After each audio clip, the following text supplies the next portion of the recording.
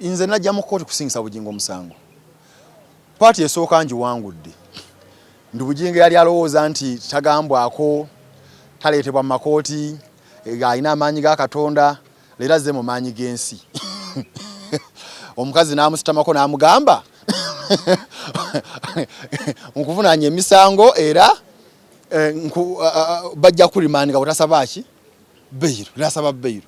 So awaddako wa bujulizi hati nekengedde nnyo bana ba gavumenti bayaaye bakolagana ne Bujjingo bantu be.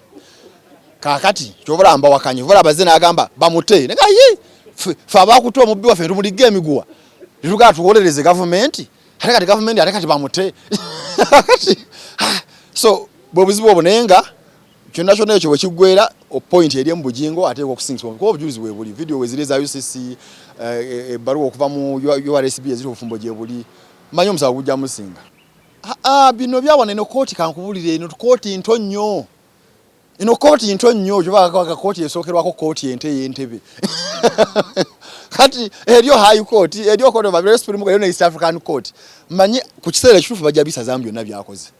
Era nti bakulagidde waayo obujulizi sinza kigonda kimenya mateeka kuba oyo omulamuzi byonna byayisemu okulagira ebyo bimenya mateeka proceedings zonna zimenya mateeka toyinza kujja mu kooti nga kulika application twagireta wiki ewedde ndowooza ku Lwokutaano nga tugamba bano bagobe yalemeddwa giwa date nali nsubira nga njifayiringa tajja wa date ya leero bulujja mu kooti soke tukole ki tugiwulire yalemeddwa giwa date najja n'agamba tebawandike bala babeera bagututte ne muga asibwe kiba public body yonna erina okukola emirimu gyayo mu bulambulukufu togamba muntu eyo sijja twala musango omulamuzi alina kyotaka ku fayiro ekyano okumanyi nti nja kukola ki kugutwala omulamuzi n'agamba gutwale ne bamuyisamu olugayu ng'alaba ekisibo kya kooti akiyiye ndi kooti yakola charge sheet n'egitaako omukolo n'egiwa buli omu Amerisi najja sero n'agamba eno ngikyusizzaamu naye n'agamba balekola ki kugikyusaamu kati ne kyali kooti oba department ya government ya DPP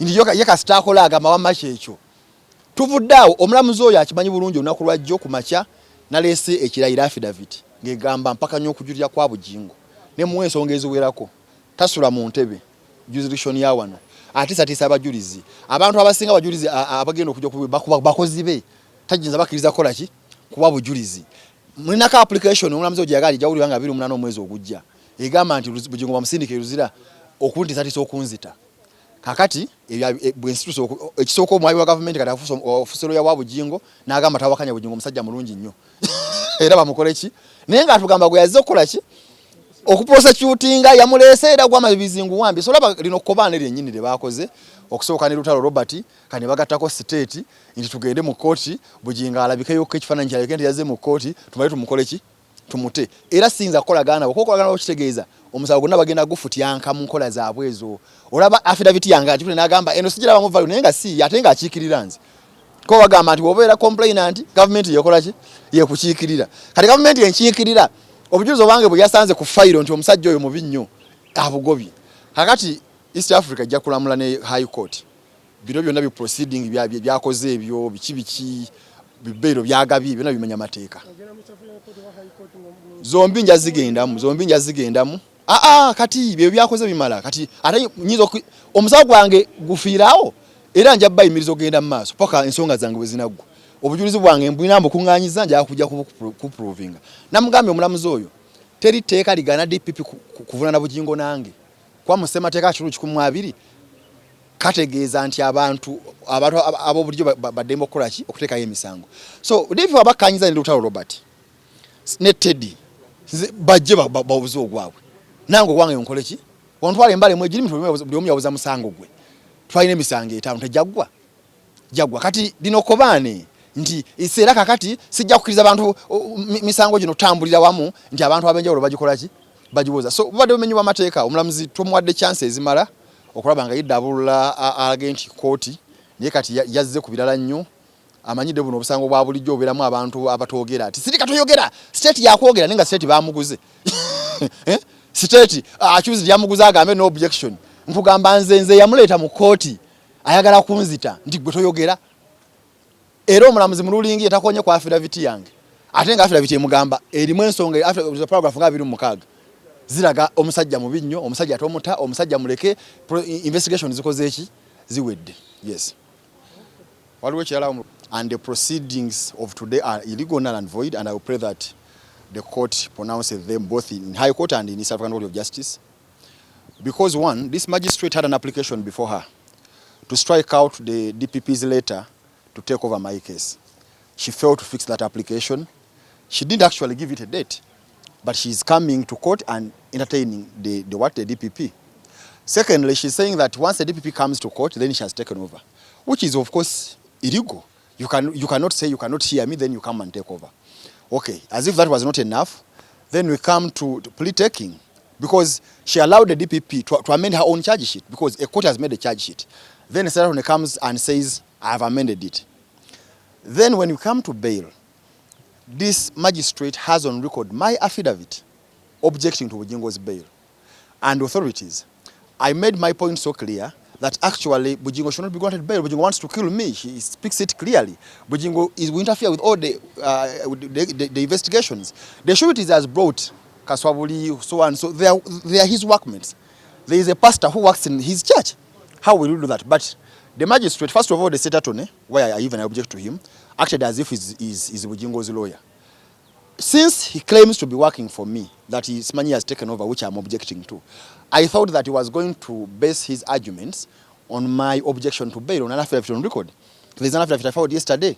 Now, he not only refused to refer to it, but even when I stood up and the magistrate was saying I cannot speak in my own case, he picked my affidavit and said, using my powers, I don't see any value in this affidavit. But this is my case. So what if I'm killed by Bujjingo or by the magistrate granted bail? Would the magistrate compensate my family? So this was a lawless proceeding. The magistrate, I don't know which laws she was reading, and I think they have to be challenged. Even that bail has to be nullified. Because how do you grant bail in independence of an application challenging the takeover, but in independence of an affidavit saying that this man is dangerous? This man has no place of abode within the jurisdiction of this court. Automatically, we are saying no. And they are saying the naked day is far away from here. The sureties, none of them resides here. And the magistrate, I don't know, she's not giving any reason. She's not considering my affidavit. So I think that was illegal and unlawful. I cannot cooperate with DPP in this case. And of course, right now, there is an application in the High Court. Ms. Ina's cause number 14 of 2022, it's coming up on 28th, challenging the alleged takeover. It's actually a U-turn. It's not a takeover, it's a U-turn. That's the magistrate on the file she's having. DP told her, we are not taking over the matter. She's not reasoning out that. She's not even mentioning about it. But it's as if the DP has just come to court and said, we are taking over. So I want to work with them. And you have been able to see here in court that these guys are working for Bujjingo. The state attorneys are working for Bujjingo. If they're working for me as the complainant, they would rely on my affidavit, objection to Bujjingo's bail. But instead, first of all, they shielded it from court. They pretend as if there is no affidavit. After I stood to speak, the magistrate prevented me from speaking.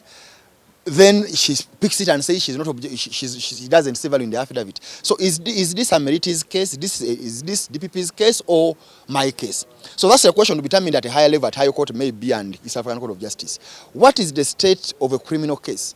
Is it a case for state attorneys who sit here, or a case for the complainant who was aggrieved by the by the criminal act? So I cannot work with people, because it means tomorrow, when I bring my evidence, they will say, this evidence is valueless. We are throwing it out. So these are lawyers for Bujjingo, and I cannot work with them. I cannot work with them, yes.